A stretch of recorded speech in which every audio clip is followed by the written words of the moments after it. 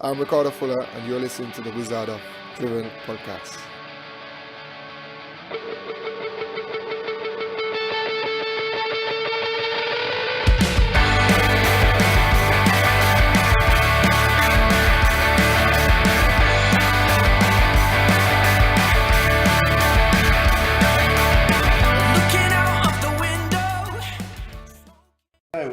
I guess we'll start, perhaps even before you moved to Stoke then. How does a guy from Jamaica end up moving to Britain for football? Well, to be fair, it's a very long story, to be honest. But the short of it is, playing for Jamaica through the ranks. Played it under 12. Never got selected for the Milo Classics that we went to Miami. Disappointed, crying my eyes out at imagine 12, 11 or 12 years old. Got selected for the Jamaica under 17. Because that's the ranks, to under 12s, under 17, then under 20s. Got selected for the under 17. We were doing too much running of the stadium, and at that time, probably a 15-year-old didn't like running. So I used to stay at school, high school, and the Tuesdays and Thursdays when we used to do the running, I used to tell the coach that I've got exams, but I didn't. Fall out to that team again. So never get selected at the last hurdle to be, to travel to my usually Jamaica team go to Florida. We have the Florida Classics, Miami Classics as we call it. Teams from Sweden come and used to have a massive tournament there. So that's how the Jamaican program used to work. So anyway, started playing for my local club now, Tivoli Garden. Got selected in the domestic league. We won the tournament at whatever 16 it is. Playing a lot of football. 17. Got selected for the under 20 team, Jamaica under 20. All kicked off from there. Dream tournaments, went to the Pan Am Games in Canada, in Winnipeg. We lost the semi-final, so we finished fourth. We lost the third and fourth leg against Costa Rica. And a scout was there, Philip Graham. He was the one who was instrumental with Ricardo coming to Bolton, 98 World Cup when we qualified for the World Cup in France. So he was a scout, he was an agent that was moving players from Jamaica, and that's how I ended up here. He saw me in the tournament against in the Pan Am Games in Canada, and I was on I think 7 goals in the tournament. I was the leading goal scorer in the tournament, and we had Clint Dempsey was playing in that tournament as well, Fulham and Tottenham. Yeah. So we lost against them 3-1 in the semi-finals, so we got knocked out. US beat us in the semi-finals. So he saw me in the games, in the tournament, and said to me, look, he wanted to be my agent. He's Ricardo Gardner's agent, and wanted to carry me on trial. Charlton is very interested. Charlton Athletic, that is. Alan Kirby, who was the manager at the time, Mervyn Day, Keith Peacock, that was the coaching team, never forget. So I came on trial, and that's how I ended up here. Philip Graham brought me here on trial for Charlton Athletic. Now, we've spoken to Danny Higginbottom before for the podcast, and he says he was the one who got you to sign for Stoke. Yes, is that right? That's true. He was very instrumental because that, obviously me playing at Southampton at the time, we had Danny, Rory, all the players that played for Stoke, Kenwin, we were all there at the same time. Danny made the move before, obviously me coming to Stoke. Obviously playing in the game, I think, I had a season left on my contract when George Burley came and took over because of, remember the situation with Harry Redknapp going back from Southampton back to Portsmouth. Because Harry brought me from Portsmouth to Southampton, and then he went back and left me there to rot. So anyway, Danny came to Stoke, and then I've always done well against the manager, Mr. Tony Pulis at the time. When I was at Preston, during my time at Preston, he was at Plymouth, and I used to, obviously, when I scored a few goals against his teams, he's always come up and shaking hands after the game. He's always a nice and polite manager, and always showed me respect. And obviously when Danny gave me a ring and obviously called to tell me that the manager is interested in signing me because Southampton wanted to get rid of the players that they consider was on premiership wages or whatever they call it because of they went down in the championship, and they were doing poorly as well. So I came back off loan from Ipswich. George Burley was the manager, scored 9 goals in whatever game it was, got player of the month that period. Saved the team from 21st, we finished 10th that season. And then obviously, with me doing so well, I guess the manager that made up Mr. Pulis's mind to say, I'm making a squad now that want to challenge for the ambitious enough to challenge for to get promotion. Let me get these players in. He brought Danny Bottom, and Danny was the one who said no. He's a quality player. I think they wanted to sign Dexter Blackstock as well, but Danny said nah. He's quality and he's a good player and he's good for the dressing room, and everybody knows what I'm like. Yeah, so Danny was very instrumental. So that's how I ended up. Danny gave me a ring actually and let me know that. So I said no problem. Got 1 year left. I don't mind. And I also took a wage cut to come to Stoke. Nice one. They must not forget that. Yeah, and they got me for cheap as well. Well, fair play to the manager and the club. They take the gamble, whatever it was, and it paid off, and we were all happy. But Danny and the manager got to give them great credit to have for me bringing up Stoke. So when you said then that Tony Pulis was ambitious, wanting to put this squad together, when you came to Stoke, then was it a case of you were told this is what we're trying to do, we're trying to go for promotion, or what were the aims when you came to Stoke? Exactly. During the phone call, Danny told me the manager is ambitious and we're looking to get promotion, and he's assembling a squad now. I don't know if the manager told Danny to say that, but that's what he said. And as well, new owners. I think at the time they just bought back the club from the Icelandic owners. But when I actually signed and spent 3.5 months in the Holiday Inn Hotel at Junction 15. I lived there for 3.5 months, watching this place built up. Okay. Because the gaffer used to live beside me in the apartments, you see. So he showed me, I was looking for players, when normal customs, when players come in, the club help them trying to find where to live. So they had the brochures of houses, and the gaffer told me that there's this new development going on where he lives. Come have a look at it, it's really nice. And when I drove in here, I thought it's really nice, and the security was perfect for me. Because I was a Jamaican international at the time, and I used to go home every 3 months for games and stuff. So I needed to know that my house would be safe. So when I came and I saw it and I saw the plan, I said, yeah, I'll have this property. So when I came to Stoke, first day at training, the grass was this high. I said, Danny, are you sure? He said ambitious. Really? We didn't even own the property. We were training at Michelin. Oh yeah. Same Clayton Woods, which you end up buying. But lovely. If you vision what it is now, whoever bought the property, the coach you got to give them maximum respect, because they turn it into something unbelievable now. It's top drawer, fit for premiership any day long. So yeah, when I came, I saw the grass this high. We had like 2 porta cabins. They wasn't even brand new. They were used. They were used. Remember? From Aston Villa or yeah, something they were used. And we used to share it sometimes with we never really had an academy. We had like the reserve at the time they were called, which is the under 23 mixed with some of the second team players who were not performing, dropped down a notch. We used to share it with them. So yeah, and I thought, but anyway, me being me, I get along with the football side of it. The manager showed me love and respect, and we had Danny, I think we had Lee Hendry, we had Dominic Matteo, and I thought, not a bad team. These guys have done really well in their careers, and still doing it at this level. We had Patrick Berger at one time, Jody Craddock, and I thought, yeah, we could go all the way here. So on that aspect, I thought, yeah, that's ambitious enough for me. Never mind the training ground. Yeah, the Lee Hendry signing was I think big one for Stoke. It was kind of like, it kind of took us from that mid-table team to end of that season. We started challenging for the playoffs. Definitely. And then that summer we signed Leon Court and Ryan Shaw. Yes. And then we started to build from there. Definitely. In that promotion season, then was there a point where you thought, right, we can definitely go up now, or was that something that gradually built up over the season? Well, it did build up from the season before, because as you say, we had Lee Hendry, who was driving a Ferrari coming to training. So that's a statement right there. That's ambitious right there. That's his players say. That's players who was never touched in the Premier League, who has never seen Lee Hendry before, who have played with Lee Hendry, suddenly turn up at Stoke, seeing Lee Hendry now saying, wow, I want a Ferrari for myself. Are we going to get that? We got to have to play football. We got to have to win games. We got to have to upper performances. And that's what those kind of things does when the manager brings this kind of players in. Dominic Matteo was driving a Range Rover, come to training. How many Stoke players at that time had a Range Rover? I remember Ford Focus.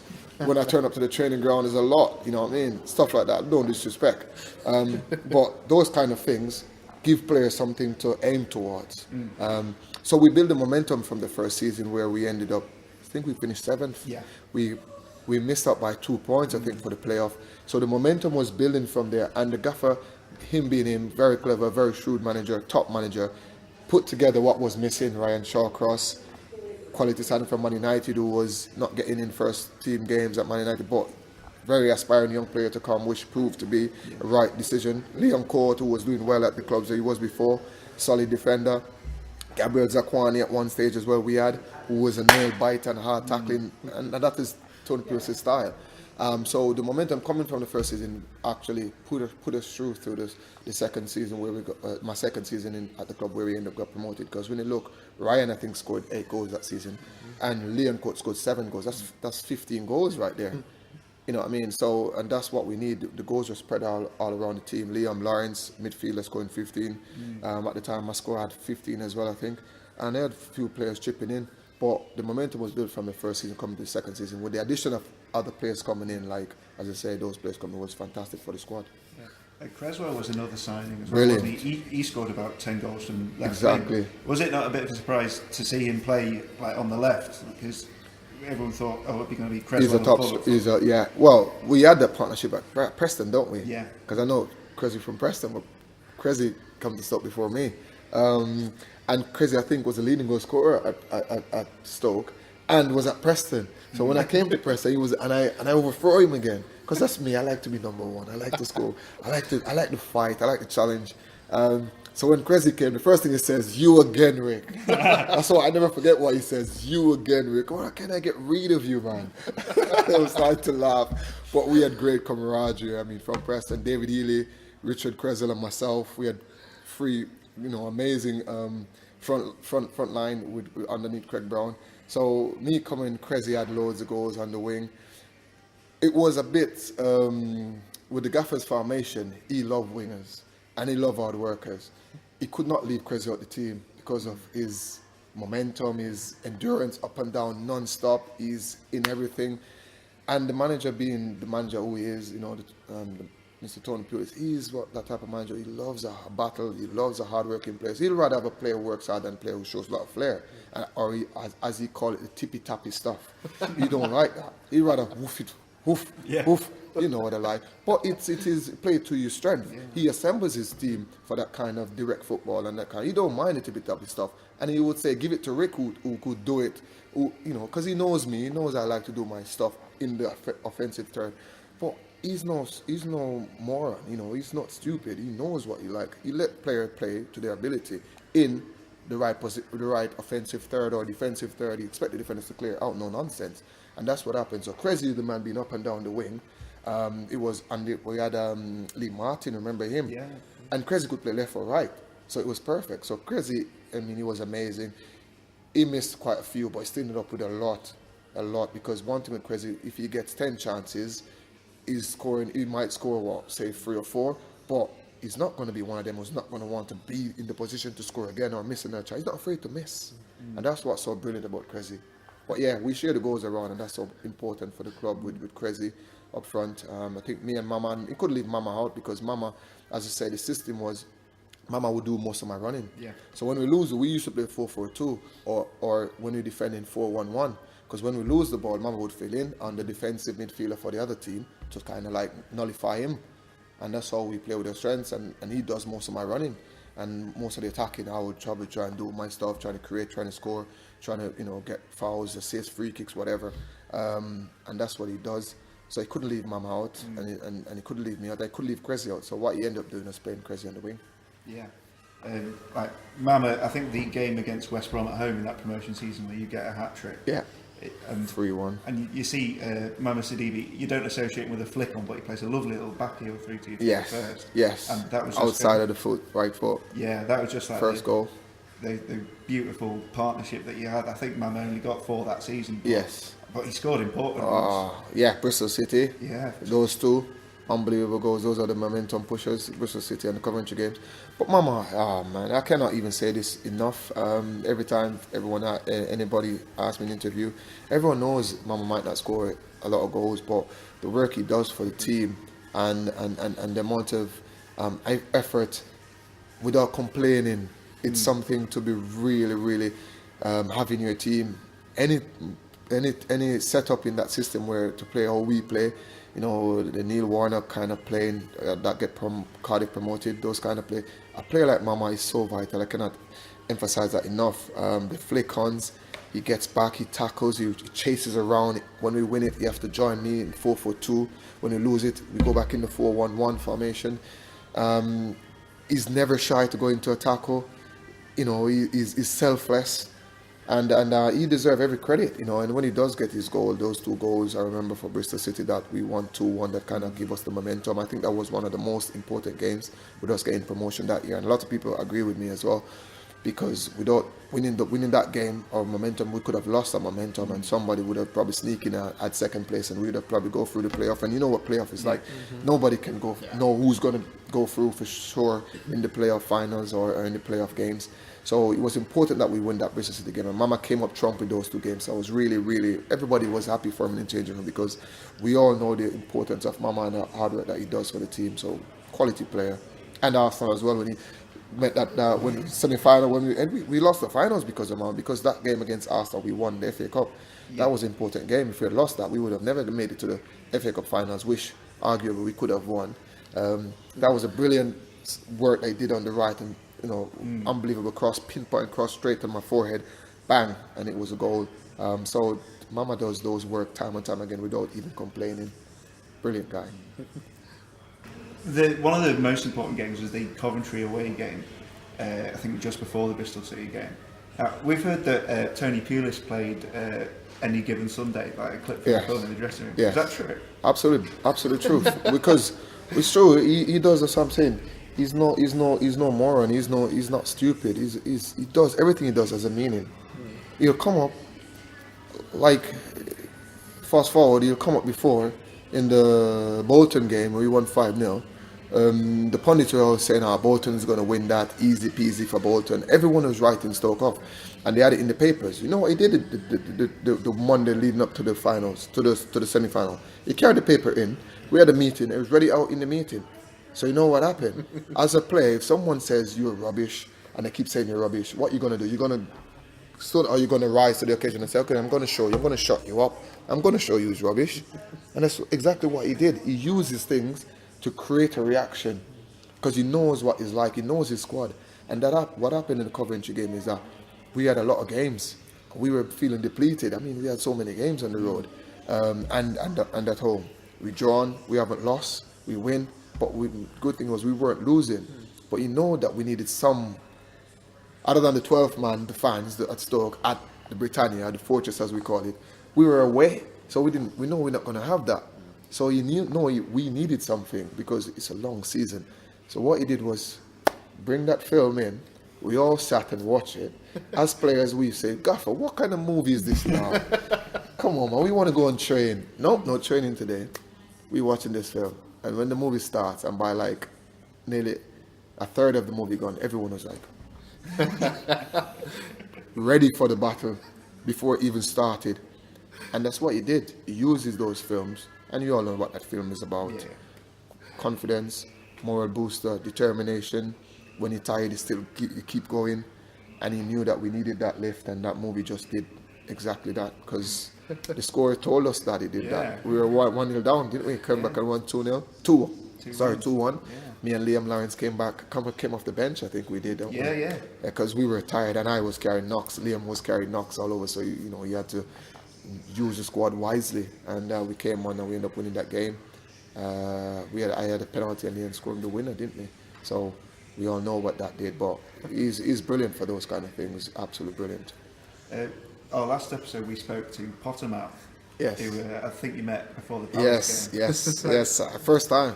Yeah. Unbelievable, huh? When did the squad first hear that, and what did you make of it? Because it's kind of it's a very strange little Stoke thing that you did, but it worked. That's what I said to you. It's just again similar to the Any Given Sunday and the other moral booster games videos that we saw.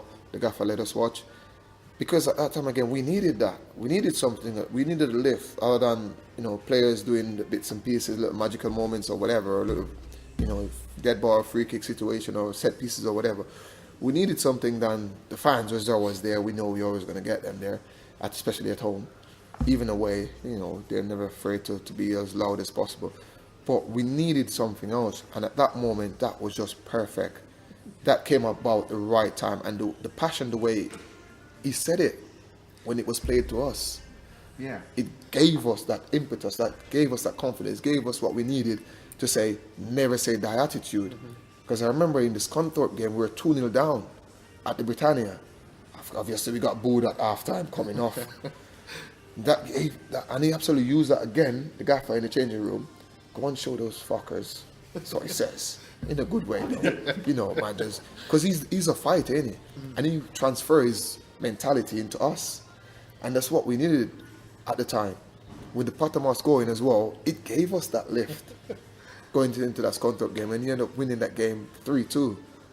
You know, and by the 2-1 down, the fans came back. So we had 12 against 11 on the pitch, basically, and we ended up winning 3-2. So that Pottermore gave us that drive. The way he said that, the way he brought across that speech, and that the way it was read out to us, it just gave us that drive, that instilled that belief in us, even when we were so depleted and tired, and we needed a confidence boost, and that was perfect. Would you say then that Tony Pulis was a real, like, obviously a clever man playing videos, getting you motivated, but as a speaker himself, then could he get the team really motivated in the dressing room? Yes, he did, and he did it in different ways. As I say, he did it with the videos, he did it with the speech, he did it with the papers, by reading out all those bad comments that they made about us. Remember when we, even when we got promoted, and they said we're the first team to go down, and the book is all this nonsense paid out. Maybe he was lying, I'm not even sure. But we had a meeting, and he said it to us, and automatically, you know, we're ready. Let's show them now. You know what I mean? And by halfway through the season, we're already safe. So he does it in different ways, by using the papers whenever they saying, the pundits saying it, bad comments about us, and he knew what it would do to us, because he knows his squad. He knows his squad. Remember, he put that squad together, so he would look out for certain qualities within that particular player that he's bringing in. If he's good in the changing room, if he's good on the pitch with the boys, if he's a fighter, if he's one who gets a knock, he's going to come off and cry for his mom and go home. You don't want that kind of player. You want the player, you get a knock, you get up and stand up and say, hit me again. That's the type of player you want. Honestly, we used to have fights in the changing room, on the pitches, and after the training session, everybody's friends again. Yeah. And he'd be cheering it, go on Rick, go on Liam, punch him again. It's mad. You know, so that's what he is, and that's the mentality that we have. The way we play, we are very aggressive, because we're a strong team, we're a big team, we're direct, we play with skills at times, but we know to play to our strengths, and that's what he does. He uses the videos, he uses the papers, he uses the comments from people, and he uses it in the way that he knows is going to create that positive reaction which he's looking for.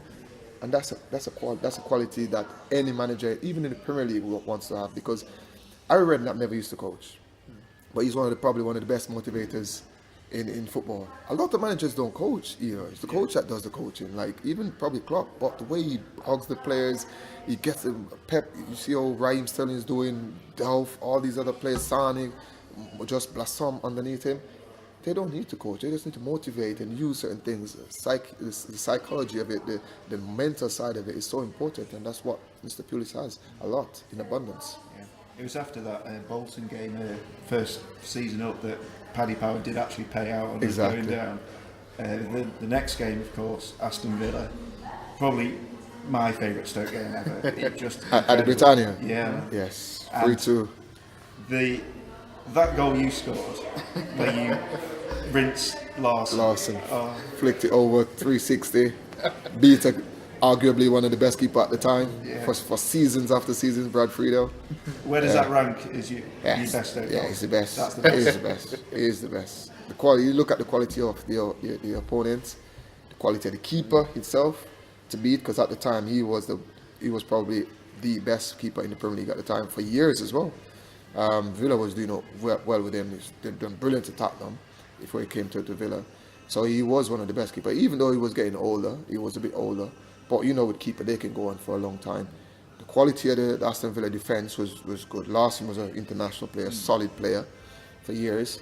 And I had a torrid time with him, by the way, in that entire game. He didn't give me a sniff. And I just knew I had to do something. I had to try something, because he would never... If I sit, he was right here sitting beside me. Anywhere I go, he was right. He was not even giving me an inch to breathe. So I just remember that game. I had to do something special, and I made the run, and I just saw the ball come out, so I had to try something. I just tried. me being me, those kind of things, I like to do them in training. But you know what? It's a game. Try it. I tried, and he didn't have a clue what was going on. I think he nearly fell down, didn't he? Lost his footing. That gave me the momentum to get away from him a little bit. And obviously, only thing I had to do was hit the target. I had to keep it to beat, and I thought, you know what? I have to beat him. So let's hit it as hard as I can, as low as I can, and pass him when it won the goal. It was unbelievable. Yes, he is the best goal. Scored quite a few, but that's definitely one of the best. That is definitely the best. And the winner, of course, is Mama from the Roy de la throw. Again, brilliant. Incredible. Couldn't be a better guy to score the winner at the Britannia. First game back in the Premier League at the Britannia. So yeah, absolutely brilliant. That was a chuff because I mean we lost against Bolton the first game 3-1, but at that time we only had me and Rory and probably Liam. Only a few players we had in the Premiership and Danny. Only a few players, probably 4 players out of the 11. Starting lineup, and then the rest on the bench, the rest of the guys on the bench never even had a Premiership appearance. So with a very inexperienced Premiership team at the time, and we lost that 3-1, and that kind of gave us a taste of what is to come. So for us to get that win, and the way we won that game as well, with the fans all behind us, kind of give us a yes, we can do it. Really, we can do it. You know, and it was a great game. Yeah, and so. We've spoken to Danny about this as well. For the Roy de la throw-ins, like, was it that every single person had to do a particular thing from that throw-in to make it work? Absolutely. Yeah. That's Mr. Pulis, that's what I said to you. He's a top manager. I don't care what anybody else think about him or the league see him or whatever, but he's a military man, isn't he? We call him a dictator because we never used to have any freedom, and that's players. We moan about everything. Every player would have we have to go one, maybe the guy at the front will have to go on the back, maybe to move up that person, that defender. Then we had 2 players running in across. So if it missed the first one, he catch the second one, and the one going around the back, if it's a flick on, he can get the one at the back post. So he's perfect. Even the free kick situation. We had Liam, we had one that we scored against, is it Barnsley? Or Bristol City away. Yeah. When we run, and Liam ended up coming in, and I think it missed me, and Liam scored it. We had everything was meant to plan. And, you know, Rory being the best at this long throw. I mean, we see so many other people tried it after and just couldn't do it. Where it spiral just like that, flattened spiral, like as if it's a free kick. It's unbelievable we throw it, and we had people moving people out of position, and then me and Ryan would come in, and Liam Court would come in, bang, or Liam would come in, bang. And if they edit out, we have 2 players on the D who are ready to have a free shot if they're not marked up, or volley or off volley or whatever. And that's the way it is. Everything is precisely done to perfection with Mr. Pulis. We spend hours, by the way, doing it in training ground. Hours, especially on a Thursday and a Friday. Yeah. That team under Pulis, then, like, you got the promotion, fantastic achievement. You got staying up, fantastic achievement. Did that team kind of reach its limit under Pulis? Because it got to the cup final, got into Europe. Could they have gone further in Europe? Were we a bit unlucky, do you think? Well, we could have gone a lot further in Europe, because I think you probably agree with me, because you probably know as well, I don't think Stoke wanted to go further in that UEFA Cup because of the Premier League is much more important. The club staying in the Premier League is that much more important. We go in 10 years, that's what they were probably looking for at least, rather than we doing 3 years or 4 years or whatever it was at that time. So we could have gone a lot further in that competition. Because remember, we lost to Valencia 1-0 at Britannia. It's not. That's very close. We lost to Besiktas in Besiktas. That's my first game back, by the way. I've been out with my Achilles. Missed the FA Cup finals because of my Achilles. Against Villa, I did it. We lost it 3-1 in the end because Rory got sent off. We were down to 10 man. I nearly had one. It could have been a penalty. The guy kicked me in the face when I tried to dive header into the back of the net. The guy kicked me in the face. Nearly break my neck. So we lost that game 3-1. So we could have gone further in that competition. We got away to Valencia. We lost 1-0 again. We could have got something from that game, from that competition. But I don't think the club was interested in going further in that competition. With the squad now, you know what? I think that squad could have gone a lot further. A lot of us could have remained at the club a lot longer as well, if obviously the club was doing it the way they were doing it now, which turned out the way they do it now is the wrong way. They should have been doing it that time now with our group, because rather than getting rid of some of us so quickly. Maybe they thought that they did that wrong then, so they're trying to do that now, and maybe that's what got the club into this predicament, because some of these players here now, the club is very lenient and loyal to them. For what reason, I don't know. They haven't achieved anything with Stoke, have they? So that's what I'm saying. The club could have added a little bit more quality to our group, and maybe we would have been there a lot longer. Because these guys would have come maybe 12 years' time, maybe, obviously, we got 10 years in the Prem, maybe 12 years' time. You know what I mean? In hindsight, you look back, you say, no, our squad is really good, and we weren't losing many games. I think when I left the club, we finished 12th. When I left the club, that's the highest we finished, 12th. Yeah, Liam's been saying a lot of stuff recently about how kind of your group kind of got broken up, and he's like tried to tried to come back to the club for like a coaching role and stuff, and they've not really been listening to him. Yeah, it's a shame. Exactly, it's such a shame. And you look at Rory, a guy like Rory. We're just speaking for Rory, how loyal, how respected he is, how selfless he is for the club. And a lot of us, Liam, myself, we still remain in the area. Danny Gimbottom, Matthew Hevington, all of these guys, we all tried to be a part of the club. Rory tried before, they told him no, or whatever they told him. He ended up going to Derby, he's now under 23, Derby's under 23, and they do brilliantly. Matthew Hevington came, they said no for whatever reason. He's now Peterborough under 18s manager. Liam, they spoke to us about doing certain specific roles.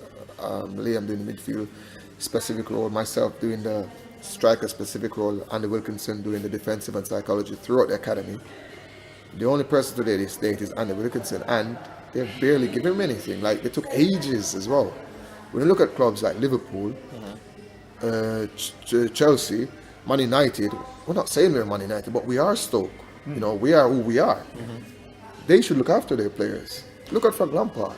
He was coaching with Chelsea, doing his stuff there. Now he's Derby's manager.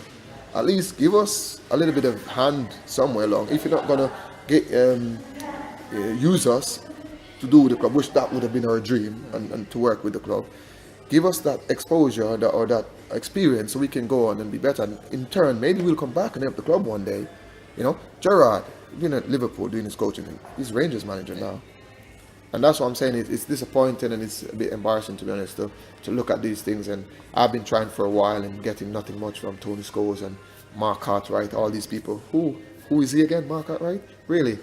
If Stoke wasn't in the Premiership, would he be here? With all the other people, Garrett Jennings and all these other people coming, academy directors and all these things, would they even be at Stoke if we had never been in the Premiership? Hell no. It's kind of sad as well, though. Very sad. As well, like, with players like yourself and that, you are a connection. Like you say, you are Stoke. Absolutely. And so it's as much about as much as it is teaching players, you know, the game. It's about that connection of what it means to be at this club. Exactly. And all these young players look up to us as well. Every time we turn up at the games or even at the training ground, all the players coming up and they're looking at us. These are the 18 players I'm talking about. You know what I mean? So, I mean, it would have been, you know, in such good faith. Let's put it that way. Such good faith to have us at the club. I mean, we have no harm. What kind of harm we do? So I don't know what's the reason with the club, why it's going like that. I mean, I know I'm on my UFB. I've got one last assessment to do, and I think that's the least you can have to work in the academy, the UFB. But Matthew Hevington tried. Rory Dillab tried. Danny is now pundit, who's doing brilliantly, by the way. Credit to him. Liam Lawrence tried. I mean, and what they offered Liam was, he probably told you what they've offered, this nonsense deal that they offered. It's a shame. It's a shame. And they got players, as I say, people at the club now.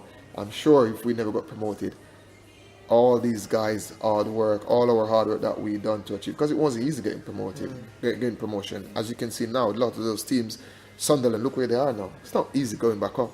So we have done such great work at the club, and they've like treating us like that. It's sad and it's a shame.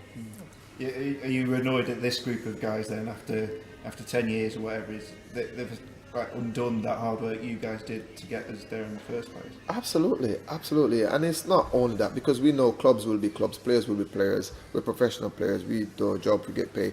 But some players obviously stick to a club more often and longer, and they got some players more connected with the club. And if some players just play football for football, and that's their job, no problem. But it's the way it's been done. when I turn up at the Britannia for the home games and see with my son most of the times, and I go there and see the games and I look, it's unbelievable the performance you see on the pitch, the lack of effort. You see player who's got more weight than all of us put together. Really, we're not players anymore. I'm 38. We're not even professional football players. Charlie Adam, Barahino, these people have been training every day and should be lean and mean. These people have got weight. You can hardly run. Yeah. They've got another year on their contracts. Barahino probably got 3 years. He wasn't even playing when we signed him. He was banned. How do you manage that? And you got players coming in, fighting over a penalty, and next thing you know, he's not turning up for training. You can't find him. Now, I mean, they got a player, a Wimmer, who's got more weight than us put together again. 18 million. He was on the bench at 18 million. He was on the bench at not even on the bench. He was in the reserve at Tottenham or whatever it was. How do we manage to pay 18 million for these kind of players? I heard he played in the reserve and he was the worst player in the reserve. Like, really. So when you see those kind of things, when you hear the stories, because most of the stories I've heard, otherwise I'm turning up at the stadium at the games and watching the games and see for myself what's going on down there.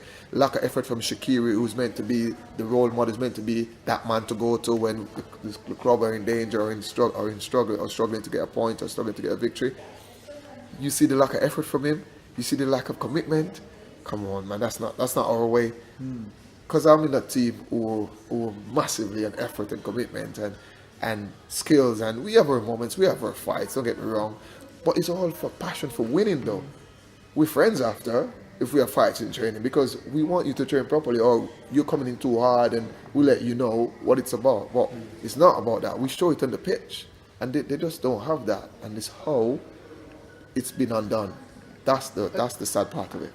I suppose you saying that makes me think of this season on the pod. For us, there's been a lot of discussion about Stoke has lost an identity. We've lost our identity. For you, then, what would you define as Stoke's identity? What is Stoke's? Okay, the identity is the effort. The identity is the quality of play.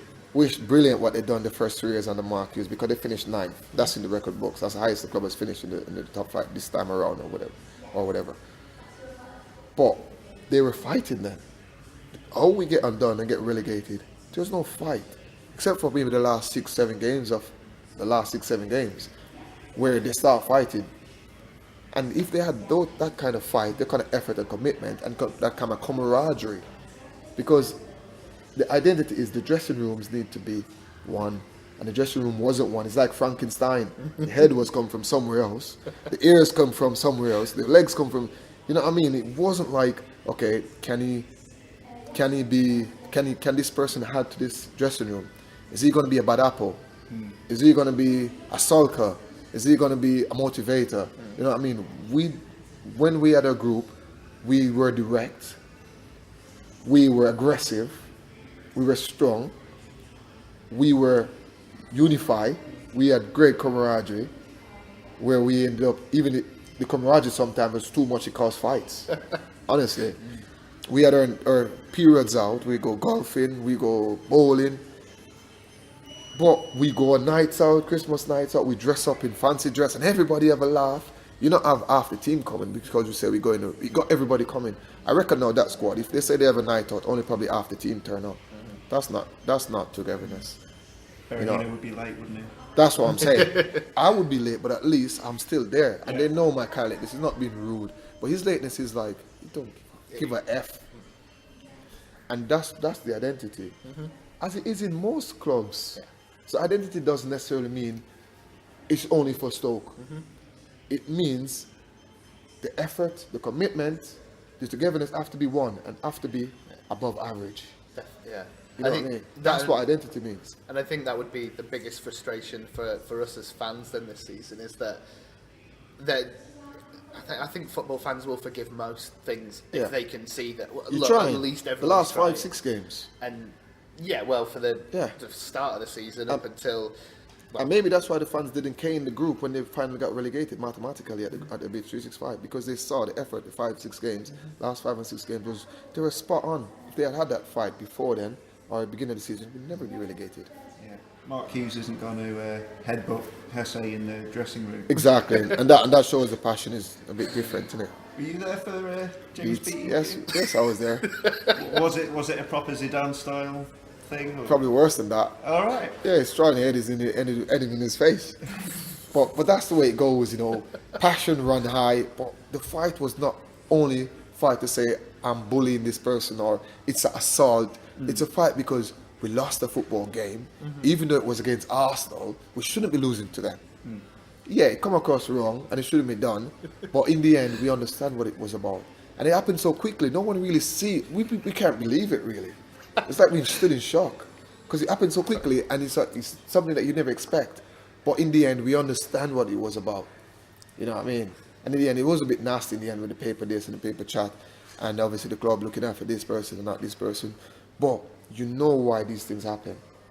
If we have half of that fight that was shown right there, even me and Griff, if we have half of that fight in this lot there, in that lot there that got relegated, we would have been safe. Promise you that. We would have been safe. With you and Griff then, was that a case of like at full time you just shaking hands, you've gotten over it kind of thing? No, after the game, and then the Monday coming in after training, massive meeting. Obviously, you know, something that you don't want to see happen, but it happens because of the way we are. We are aggressive. These things happen in training every day, but this is for 41,000 people on Sky, half people around the world watching it. So no, you don't want to see that in a proper game, in a first team game. But that's what it was. It was about the passion not to lose, because maybe back in Jamaica, when I lose, I used to cry and I used to fight. That's me. And maybe that's why most teams I play, with all due respect, we'll lose, but we win more than we lose, because they know when I'm down, I'm trying to get back up. You could hit me down 7 times and getting up back 8, 9 times and getting back 10. That's me. And I think, looking back, how it happened and what happened after that fight between me and Griff, I think our performance got better going forward. And hence, I'm telling you, because they know the type of person I am. They know the type of person Abdullah Fai is, him and Danny having scruffs in training, Liam Lawrence and John Eustace having fights in training, because people want to see people doing better. Because we don't expect people to take the liberties in training and take the mickey and walking around in flip-flops and all these nonsense when we should be training. And that's who we are, because the gaffer instilled that in us. And he'll probably set people up to say, have a go at him, but he knows that the person who have a go at that person, he's going to retaliate. Because he knows what he's doing. It's football, I think, is played more with the mind than with the legs. You know, it's more mental than physical. And that's what happens with us. So it's one of them games that the passion run too high, and it comes across the way it did, which is, I pay heavily for that, but in hindsight, it looks like it has created a positive reaction from the rest of the squad for the remainder of the season. Was there anyone you were a bit cautious about maybe dishing it out to? Because I always thought when Whelan and Abdullah Fai had that thing at Chelsea. Oh yeah. Glenn Whelan he's not that big. Yeah. Abdullah Fai is massive. Yeah. So fair play to Glenn Whelan. Yeah. Was there anyone in the dressing room who thought, I don't know about this? No, but no one would do it because again, the gaffer set up Glenn Whelan to do that. Did he? Yeah. He not provoke. He give him a poke to say, have a go at, not literally poke him, but he was hinting someone to have a go. And why would you ever go at Abdullah when you know this story? The story of that, again, in case you guys never know what happened, Abdullah was warming up in his flip-flops, and we lost the game 7-0. But we were already safe. A lot of us were celebrating before the game even kicked off because we were so happy, because everyone is reading us off. So there's a couple of things against us. The club promised Abdullah Fai, if he quit Senegal, international career, they'd give him a 2-year deal. They never did. So he was basically taking the mickey, which, as players, you have to remember you're a player as well. And Glenn Whelan forgot that he's a player as well. So what happened to Abdullah Fai, it did happen to him. They replaced him with Fletcher. You tell me now, what's the difference there? In any ways, Glenn Whelan should still be at the club and Fletcher should stay where he were. Because he would be much more input at Stoke than Fletcher ever did. Because they're the same players, basically. So that's what I'm saying. They promised Abdullah Fai a 2-year deal, a 2-year extension with him quitting Senegal. He quit Senegal and the club never never had a meeting with him.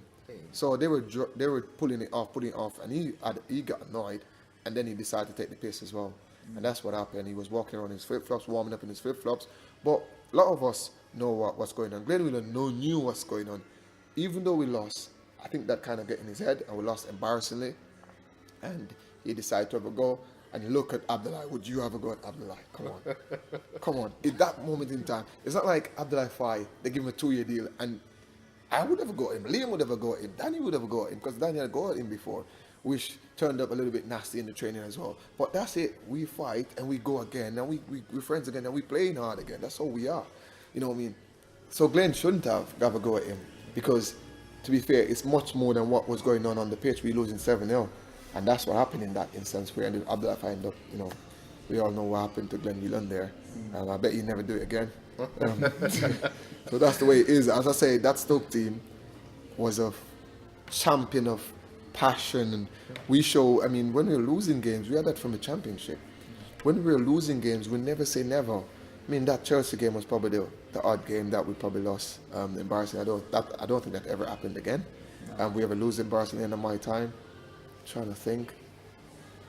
Yeah, we've never lost any other game. We went to Tottenham and beating them 1-0. Come back from Newcastle, drew 2-2, 2-0 down. Villa, we came and drew. So we never really lost a game. Embarrasses that again. I cannot remember another one. But those kind of things, that's what it does. We are fighters. We never say never.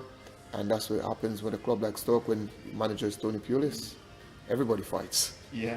And things like when Arsene Wenger's making comments about Stoke, does that get the dressing room just totally buzzing as well? Gaff have a field day with that, because you know that you can use that to wind us up and get us going. Those toy that I used to wind up, and you let it go and that's us. That's us. That's what the Gaffer uses. He loves when when opposing managers make comments about us in the papers and on whatever, on Sky or whatever. He'll use back those comments on the Sky. He'll take a picture of the clip and he'll print it out and he'll stick it up because we have a board that we know what's going on for every session, every day, what's coming up, and he's put it up. And that's what he used to do at the Bolton game. He stuck up all these papers of all the comments from each and every pundit that said Bolton was going to run us over. And that's what he did. So he knew his players, and he did just that. Every time Wenger or any manager making a comment, he would use that to wind us up, gets us going. A few questions. Obviously, people had loads of questions for you when we tweeted that we were going to chat to you. Favourite moment as a player? Promotion, definitely. I think it's better than the semi-final. Playing at Wembley, that's up there, definitely up there. Obviously, it's Wembley. A great win, historical win, 5-0 against Bolton, and the way we did it and what was going on before that. Even though I missed the finals because of obviously injury, definitely for me would be the promotion. Unbelievable day that was. And that was a tense 90 minutes because of course it was a 0-0 against Leicester. Yes. But when the first pitch invasion happened, were you just really annoyed? I was annoyed. I think I slapped to the fans. Get off the pitch here. Get off the pitch, because I don't want. In any case, in the back of my mind, would they forfeit this game? I have to play this game all over again. That's probably what was in the back of my mind. And I was just annoyed. I hate when fans do that. Nothing wrong when the whistle finally goes. But don't mess it up. Don't spoil the day. And for them to do that, running onto the pitch at the time, I think they kind of spoiled the day. I think I met one of the fans that I actually slapped as well. He came and said, "You remember you slapped me, but that's the best slap I ever had." I was laughing. I couldn't hold it in. I was laughing. He said, "That's the best slap he ever had." Because to be fair, even if someone slapped me at that moment, would it matter? My team just were going to the Premiership. Yeah. I'm so happy. I think I came off in my brief. My shorts was missing. My shin pads was gone. I didn't know. People were just tearing clothes off you. Oh my God. It was euphoria. Honestly, it was great. Another one is, of all the players you've played with at Stoke, who's your absolute favourite teammate you've had, either as a mate or as a player? Well, to be fair, Liam Court, because we hung out, and Liam Court used to live on here as well, sorry. Liam Court and Tom Swords used to live on here. Liam lived around the back end where I live, so it'd be like walking distance, a couple of minutes, driving seconds.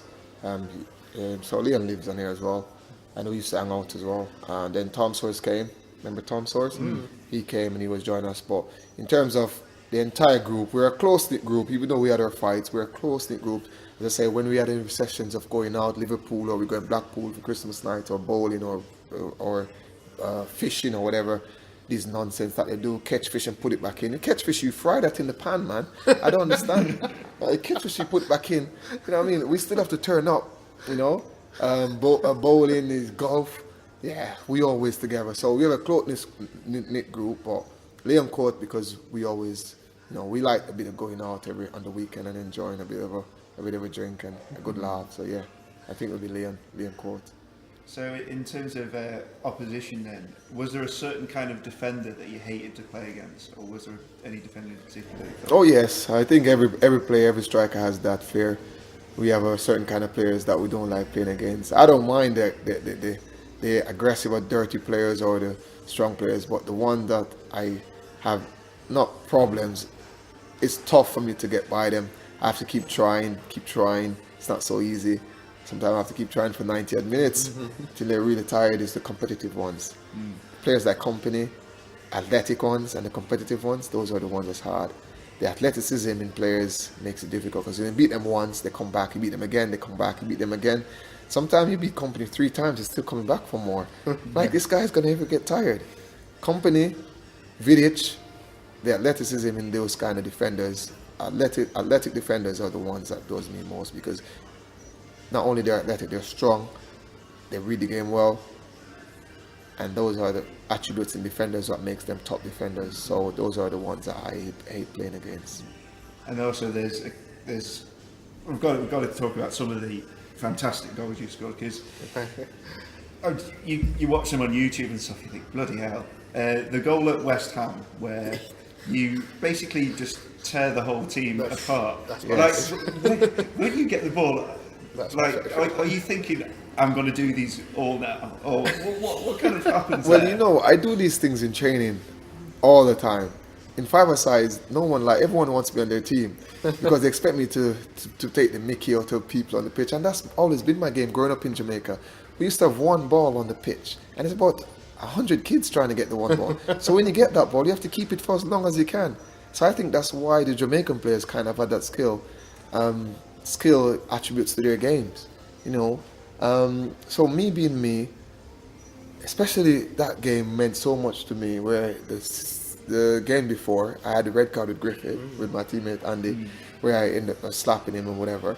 And you know, it's back there this next season. So I needed to do so. And the gaffer benched me as well. And I hate sitting on benches. So when I come off the bench, I can remember I was boiling to get on. I was itching to get on. So with those kind of things adding up, it's only going to create. And if I control myself, if I manage those kind of feelings the right way, selling it in the right way, I can do stuff like this because it's within me already. You know, as I say, I grew up on a lot of skill work in Jamaica. I was one of the, obviously among skilled players. I wear number 10 for Jamaica. A Brazilian don't give a player number 10 unless he knows he's got abilities.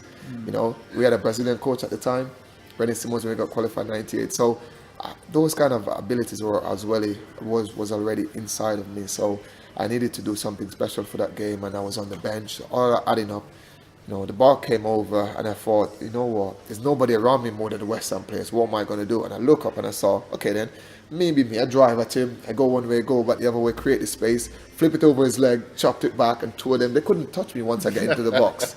And what I did was, I said, okay, it's Matthew Upson coming in. I pushed the ball to the inside like I'm going to the goal and sharply cut it back, and that's him run past me, gone. And I said, okay, I got to keep it to be fair. I kind of panicked because I thought this would be easy me getting in. I was thinking it was going to be a lot harder. And in my head, I'm trying to think while I got the goal to score. I kind of panicked because I'm like, fuck, this is easy. The goal is right there now. What are you going to do? And I just remember I just kind of like composed myself. I think I did it in like split seconds, just trying to compose myself. I looked one way and I just kicked it the other way, and Rob Green started to go over the other way and just went in. It looked easy, but it was tough. It was tough. When the opportunity actually presented itself between me and Rod Green, only him to beat, I panicked a bit. But I I don't know. I just had to calm myself and compose myself in just a split second, just to make sure I finished that goal. And in the end, it turned out to be a brilliant goal. It was. And there's the one at Wolves as well, with the 4-2. ran the length of the Yeah, pitch. Salif Dior, almost a penalty. And another, it could have gone. I think it was a penalty. Really. Well, to be fair, he had the ball as well, but some ref could give it and some couldn't. So it go that way. It still was a fair call, to be honest, by the ref. If he had given a pen, we would take it as well, because it was either or either. It's not a problem, but it wasn't. And that day, and the only thing I remember again, no one was with me, and I thought there's two Wolves player and Carl Henry chasing me down, and I looked up and I thought, you know what? I'm going here, I ain't stopping. I started to run, and I remember pushing him off, trying to keep him off, and two of them was in front of me. They were just wiggling inside out. Because if you go straight, it's easier for him to deal with, the ones coming in front of you. And he got him to deal with Carl Henry on the back. So I thought, let me go this way. But at the same time, I'm still going forward. Just trying to shift the defender. And then when I reach in the box, I thought, okay, then let me just go by him now. So step one way, push it on my strong foot, just to give myself the leverage, and just try to hit it as hard as I can across the keeper. By then, it was in the back of the net. It was unbelievable. When I looked, there's nobody in sight. There's no Stoke player in sight. I think I was celebrating for about 3 minutes, running around in front of the Stoke fans. The Wolves fans, because the Wolves fans was that end, didn't it? So I was celebrating. I forgot that it's the Wolves fans that was. So I was just running, celebrating. Next thing I know, everybody came dive on me. I said, Rick, it's come up, it's that end. That was funny. I was like, oh man. It was funny. That's brilliant. So, you mentioned there you kind of want to get into coaching. You're doing your UEFA badges at the moment. Yeah, might not be. Is that what the next step is for you? Yes. I would have had the last assessment done last month, only because my daughter was born. She's a 1 month old now, so you know that. No sleep at the minute. You hear the noise in the background, crying. And I reckon it's them calling me now. They want to go for a walk. So, so I put it off. I think I'm in Jamaica next month. So when I come back, I'm going to try and get it done in August, because I'm in Jamaica for a month now. I'm on the 2nd of July. Family. My wife, my sister getting married. So we're going home for a bit. So that's the next step, the UFB completion. We'll let you get back to your family in a sec. We'll just run through some quick ones. Could you ask him if it was true that Pulis hit Jermaine Pennant with a fire extinguisher? What? No, that's not true. No, that is brutal. That'd be jail time. Man. Yeah. No, he'd never do something. He'd never do something stupid like that. Now, one thing with him, he might be a hard man, but he's not like that. He loves Jermaine Pennant as well. You know how many chances he gave Jermaine? He went to bail Jermaine at one time. Yeah. Remember, he got Jermaine's girlfriend and bailed him. Got her to bail him. Wow. Because he was in jail. He couldn't call nobody else. So no, he could never do that. No chance.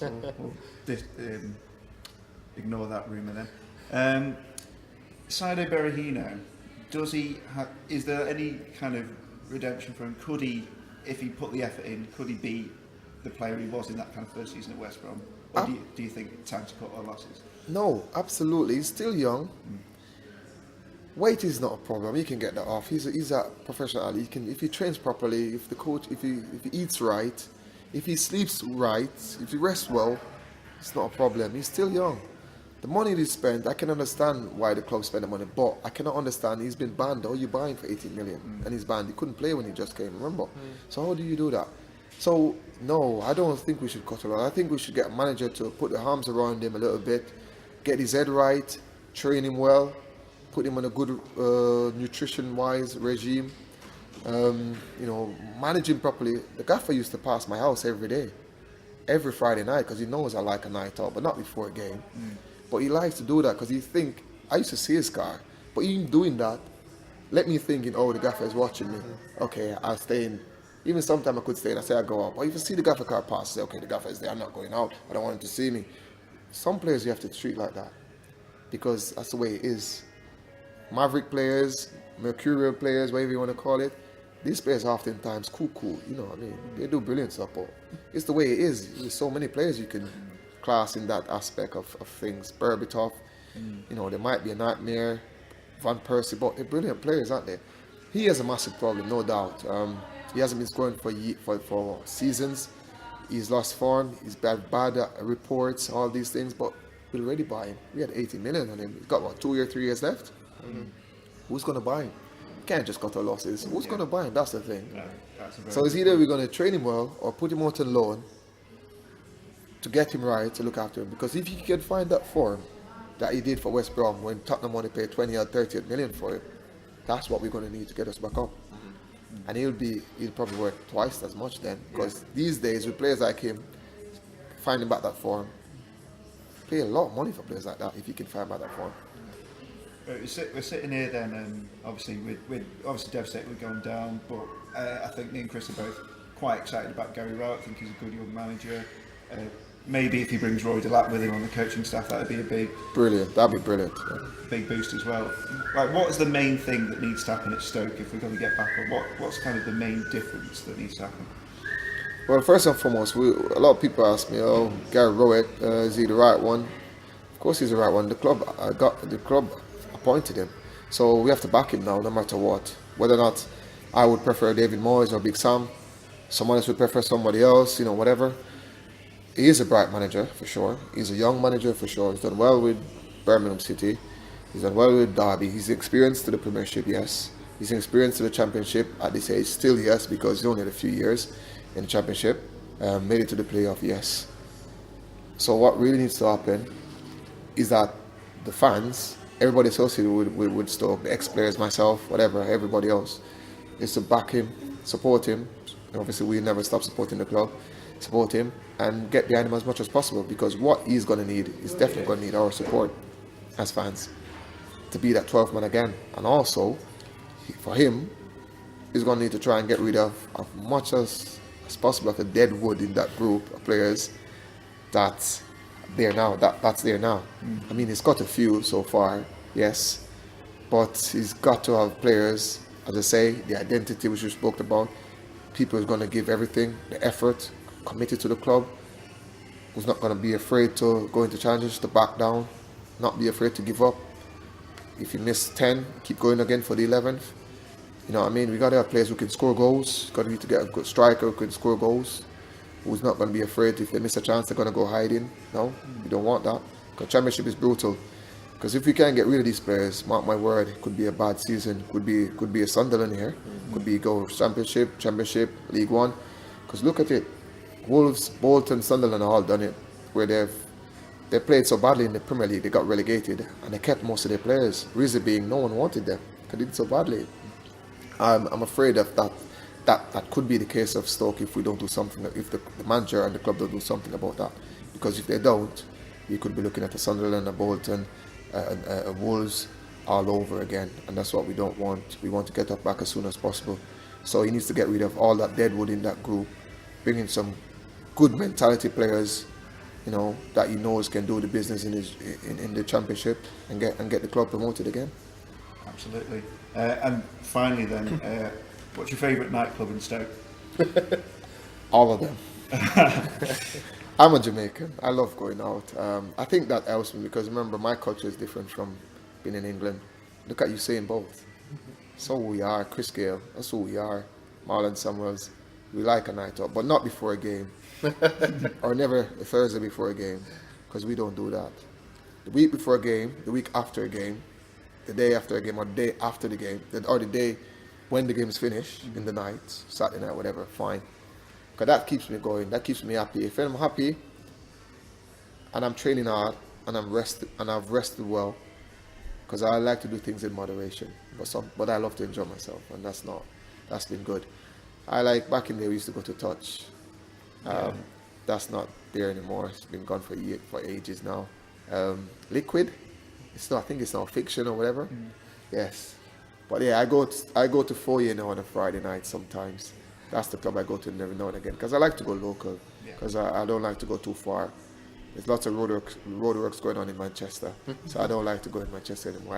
I go Newcastle on the line now. And in Stoke, people want to buy you a drink because you're Ricardo Fuller, don't they? No, not really that. I like to buy my own drinks, to be fair. I don't like taking drinks from people because from, obviously, me living in Jamaica, when you just join the Jamaican team, I don't smoke, by the way. I don't take coke and all these things. Players get duped into these things and drinks, spike and everything. We always been told not to take drinks from people by our because whatever goes in your body is you.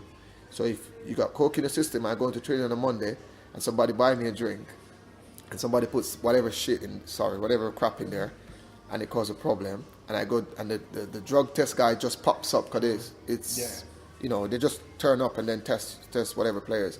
The next thing I pee and it got cocaine in it. Who's going to get banned? They're not going to say, I knew what I was doing. They'll say, yeah, you knew it, whatever goes in your body. So I never, unless I know you for sure, that's the only reason. Anyone can tell you who's seen me out. Tens of people try to buy me drink. Yes, you're right. Loads of people try to buy me drink. I refuse it unless I know you for sure. And 9 to 10 times I refuse it anyways, because I don't like to drink, because I drive most of the time, you see. And I've been drunk 3 times in 20 years living in England. 3 times in 20 years. Wow. Once in Manchester, once in Glasgow when I was at Hearts, and once in London. So not even been drunk and stuff, because I like to drive, you see. So yeah, and of course, if I go to Stoke and Hanley, there's a lot of Stoke fans, they're gonna come up. I don't mind taking pictures because I'm already in Hanley. Stoke fans are in Hanley. What do you expect if you go out? So why go out and not take picture or try to be arrogant or rude to the fans? I couldn't be like that. Plus, I am me. I like to go out and enjoy myself. If picture needs to take your picture, no problem. So yeah, 4 years in the club to go to, my friend. Ricardo Fuller, thank you very much.